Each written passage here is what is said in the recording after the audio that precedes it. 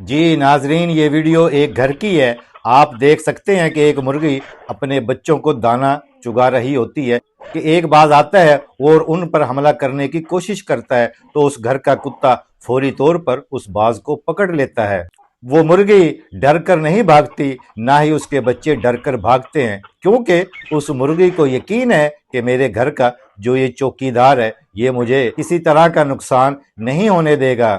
اسی طرح ایک جو ریاست ہوتی ہے وہ بھی گھر کی طرح ہوتی ہے۔ اس ریاست کے تمام شہری اپنا ٹیکس دیتے ہیں اور اس ٹیکس سے ادارے بنتے ہیں اور ان اداروں کے ملازمین کو تنخواہیں دی جاتی ہے، کس لیے کہ وہ ملازم اپنے ریاست کے ہر شہری کی جان کی، مال کی حفاظت کریں گے۔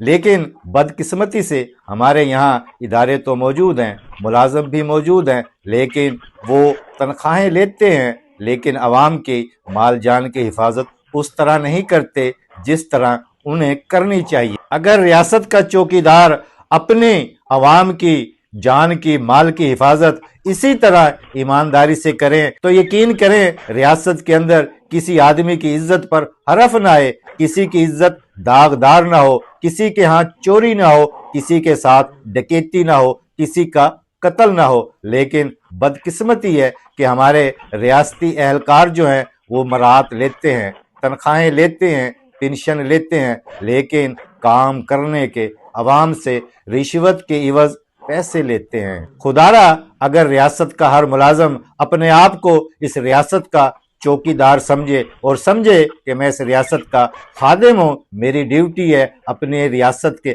ہر شہری کی مال جان کی حفاظت کی، تو ہمارے ملک میں اس طرح کسی کی عزت نیلام نہ ہو، کسی کے ہاں چوری نہ ہو، کسی کے ہاں ڈکیتی نہ ہو۔ اگر آپ کو میری بات سے اتفاق ہے تو کمنٹ میں ضرور بتائیے گا۔ میں ہوں رانا ریاست علی، آپ سب کا بہت شکریہ۔